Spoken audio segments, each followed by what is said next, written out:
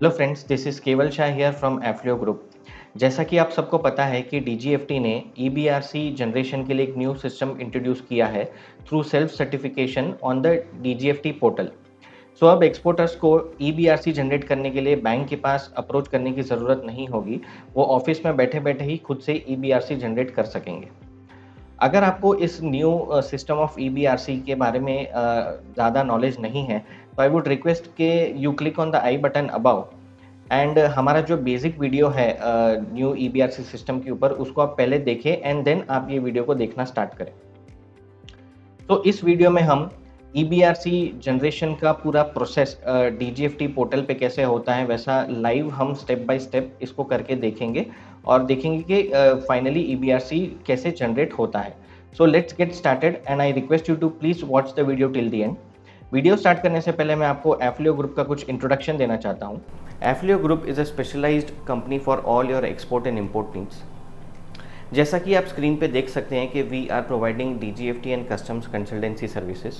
We are also specialised in freight forwarding and international logistics and we are also dealing in to buying and selling of RoDTEP, RoSCTL and DFI licences. हमने काफ़ी सारे new exporters और importers को उनकी journey के start से hand hold करके उनके एक्सपोर्ट इम्पोर्ट शिपमेंट्स को एग्जीक्यूट करवाया है और हमने उनको DGFT, customs, export incentives, logistics, banking, RBI, legal services, ये सारी चीज़ों में हमने उनकी हेल्प की है। So please visit our website www.afflio.com for more information, या तो आप हमें डायरेक्टली कॉल या ईमेल करके भी आपकी इंक्वायरीज भेज सकते हैं।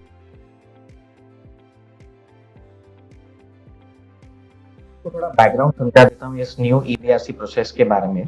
तो जैसे ही आपको एक फॉरेन इनवर्ट रेमिटेंस का अमाउंट क्रेडिट होता है आपके बैंक में, तो बैंक एक आईआरएम नंबर जनरेट करती है। इस न्यू प्रोसेस के अंदर बैंक ये आईआरएम नंबर की सारी डिटेल्स जो है वो इलेक्ट्रॉनिकली डीजीएफटी के पोर्टल पे ट्रांसमिट करती है।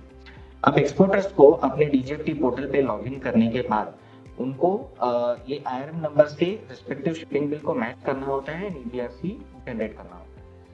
तो इस अंडरस्टैंडिंग के साथ अब हम ये जो प्रोसेस है वो स्टार्ट करते हैं।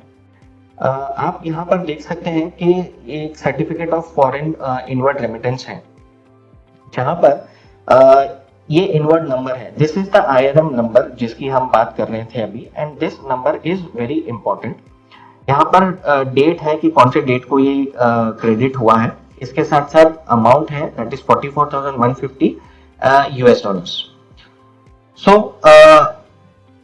हमें ये पता है कि ये जो अमाउंट आया है 44,150 यूएस डॉलर का, वो दो शिपिंग बिल के सामने आया है, दैट इज दो इनवॉइसेस के सामने आया है। इसमें फर्स्ट शिपिंग बिल ये है जिसका इनवॉइस अमाउंट आप यहाँ पर देख सकते हैं कि it is around $12,600 and second shipping bill ये है जिसका आप इनवॉइस देख सकते हैं कि this is totally $31,590 US dollars. So ये दोनों शिपिंग बिल की वैल्यू अगर हम कंबाइन करें तो टोटल यूएस डॉलर आता है 44,190 यूएस डॉलर। whereas हमको जो अमाउंट क्रेडिट हुआ है that is 44,150। So there is a difference of 40 US dollars which is bank charges. So ये जब हम ईबीआरसी जनरेट करेंगे, हम दोनों शिपिंग बिल के ईबीआरसी में 20 डॉलर्स का बैंक चार्जेस जो है वो एडजस्ट करेंगे। So with this understanding now let's start the process of generating EBRC. इसके लिए सबसे पहले आपको डीजीएफटी की वेबसाइट पे आ जाना है, आपको लॉगिन कर देना है। यहाँ पर हमने ऑलरेडी लॉगिन करके रखा है। सो यहाँ पर जो है आपको सर्विसेज के अंदर ईबीआरसी सिलेक्ट करना है। यहाँ पर आपको बहुत सारे ऑप्शंस आ जाते हैं कि आप आईआरएम रिपोजिटरी कर सकते हो, जनरेट ईबीआरसी कर सकते हो, व्यू ईबीआरसी कर सकते हो। यहाँ पर ये जो certificate of foreign inward remittance है वो जनरली एक्सपोर्टर्स को बाय ईमेल आता है बैंक से। तो यहाँ पर सबसे पहले ये प्रोसेस जनरेट स्टार्ट करने से पहले सबसे पहले हमको ये चेक करना होगा कि वेदर ये आईआरएम की जो डिटेल्स है वो बैंक ने इलेक्ट्रॉनिकली डीजीएफटी के पोर्टल पे ट्रांसमिट की है कि नहीं, और ट्रांसमिट की है तो वो दिख रही है कि नहीं। तो इसके लिए आपको सबसे पहले आईआरएम रिपोजिटरी क्लिक करना है। उसके बाद आपको ये रेमिटेंस का डेट डालना है। So in our case it is 4 March 2024। So 4 March से लेके 10 मार्च तक का हमने ये सिलेक्ट कर दिया और फिर हमने सर्च क्लिक कर दिया। यहाँ पर आप देख सकते हैं कि जिस IRM की हम बात कर रहे हैं उसकी डिटेल्स ट्रांसमिट हो चुकी है। यहाँ पर आप अमाउंट देख सकते हैं, IRM नंबर देख सकते हैं और उसकी इशू डेट देख सकते हैं विच इज 4 मार्च 2024। सो अब हमें ये कंफर्म हो गया है कि जिस IRM के सामने हम EBRC जनरेट करने जा रहे हैं वो ऑनलाइन ट्रांसमिट हो चुका है from bank to DGFT। Now let's start the process of generating EBRC।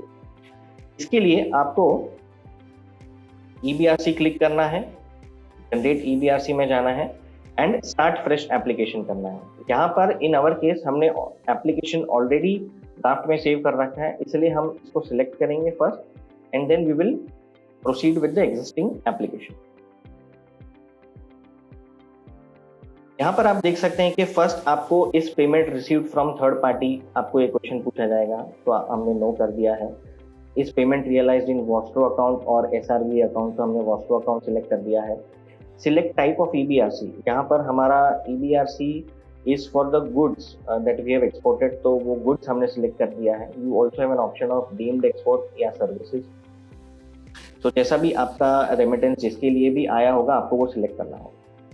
तो सबसे पहले हमने यहाँ पर जो IRM नंबर है जो हमने आपको यहाँ पर दिखाया, ये वाला नंबर हमने यहाँ पर एंटर कर दिया। एंटर करने के बाद जैसे ही हम आगे बढ़ेंगे तो ये सारी डिटेल्स जो है, bank name, purpose code, IRM currency, remittance amount, remittance date, ये सारी ऑटो फिल हो जाती है। अब इसके बाद हमें ये वाली जो डिटेल है वो डालनी होती है। सो फर्स्ट हम ये जो 12,600 का इनवॉइस है उसके लिए ये जो शिपिंग बिल है जिसका नंबर है 4391877, इसके लिए हम EBRC जनरेट करने वाले हैं। तो हमने यहाँ पर 12,600 के बदले 12,580 का फिगर डाला है। क्यों? क्योंकि इसको हमने सबसे पहले डिस्कस किया था कि $20 हम ईच इनवॉइस के अगेंस्ट माइनस करने वाले हैं with respect to the bank charges. तो हमने 12,580 डाल दिया है। 44,150 में से बैलेंस बच गया है 31,570। अब हम इसको सेव एंड नेक्स्ट करेंगे। यहाँ पर आपको उस IRM की जो आपने अमाउंट डाली है 12,580, उसके सामने आपको रिस्पेक्टिव शिपिंग बिल की डिटेल्स डालनी होती है। तो सबसे पहले आप शिपिंग बिल का AD कोड डाल देंगे जो आपको शिपिंग बिल पर से मिल जाता है। ये सारी डिटेल्स ऑटो फिल हो जाती हैं। फिर आपको शिपिंग बिल नंबर डालना होता है which is in our case 4391877 dated 4 October 2023। तो वो डिटेल्स हमने डाल दी। हमने पोर्ट सिलेक्ट कर दिया।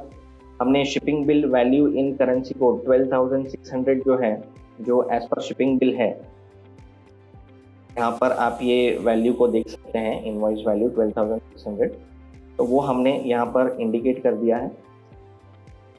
यहाँ पर आपको एक चीज़ ध्यान में रखनी है कि आपको कमीशन, फ्रेट, अदर डिडक्शंस, ये सब की वैल्यू भरनी नहीं है। आपको इसको 0 ही रखना है, क्योंकि अगर आप वो भरोगे तो ये नेट रियलाइज्ड वैल्यू उतने से कम हो जाएगी। सो यहाँ पर आप देख सकते हो कि the net realised value is 12,580 जो हमने ऑलरेडी प्रीवियस सेक्शन में भरा था। आप इस EBRC को प्रीव्यू करके भी देख सकते हैं। सो ये EBRC है। यहाँ पर आप देख सकते हैं कि बैंक रियलाइजेशन सर्टिफिकेट नंबर अभी तक नहीं आया है, date and time of printing अभी तक नहीं आया है, क्योंकि हमने जस्ट इसको एक प्रीव्यू किया है। नेक्स्ट आपको इसको सेव एंड नेक्स्ट करना है। यहाँ पर आपको इस ऑप्शन को टिक करना है, then you have to sign this. आपको ये पूछा जाएगा कि are you confirm that you want to sign the application. You have to select OK, you have to select digital signature। उसके बाद ये जो डिजिटल सिग्नेचर जिस पर्सन की है उनका नाम हमको सिलेक्ट करना है। We have to enter the password and then we have to sign the application. Data has been signed successfully. अब हमें जनरेट EBRC पे क्लिक करना है। सो आप देख सकते हैं कि EBRC number for EBRC and file number is this. So ये EBRC हमारा जनरेट हो गया है for this particular shipping bill.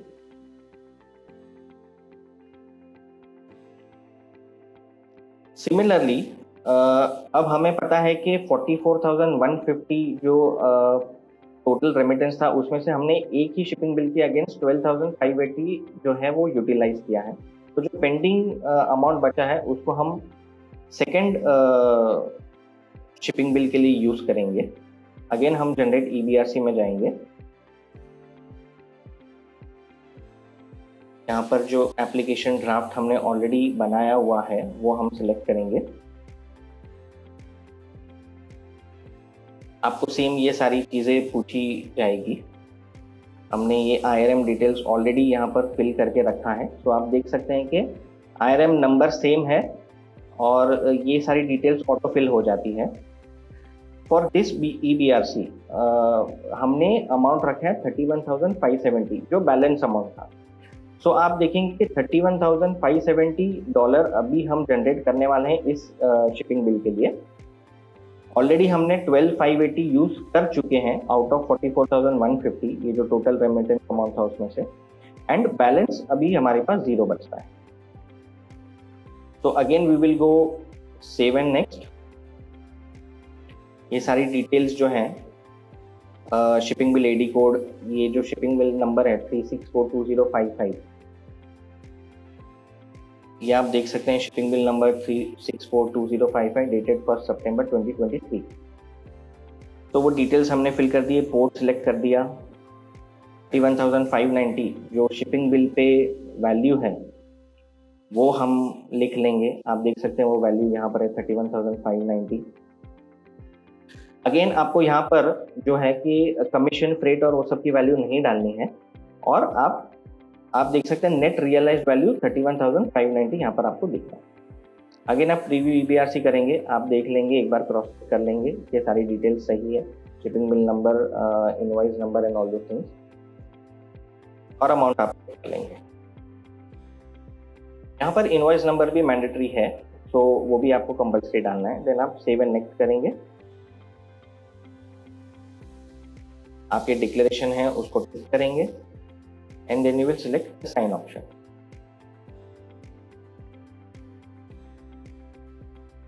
Again digital signature certificate,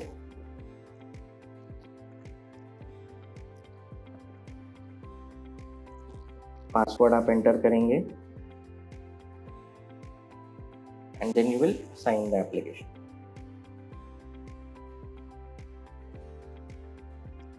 Now final step is generate EBRC. तो आप देखेंगे कि ये भी हमारा EBRC जनरेट हो गया है। अब आपको इसको चेक करना है कि EBRC जनरेट के बाद ये कैसा दिखता है। सो आप होम में जाके ये जो 2 एप्लीकेशन हैं जो अभी हमने सबमिट किए, आप उसमें एक्शन में जाके व्यू मोर कर सकते हैं। यू कैन सिलेक्ट प्रिंट के बाद यहाँ पर प्रिंट समरी आपको क्लिक करना है। तो आप देख सकते हैं कि ये जो है फाइनल EBRC हमारा जनरेट हो गया है for both this shipping bills. आप यहाँ पर देख सकते हैं कि पहले बैंक रियलाइजेशन नंबर नहीं था, वो भी आ गया है, date and time of printing आ गया है, एक QR कोड आ गया है जिसे कि आप स्कैन करके डिटेल्स फाइंड आउट कर सकते हैं।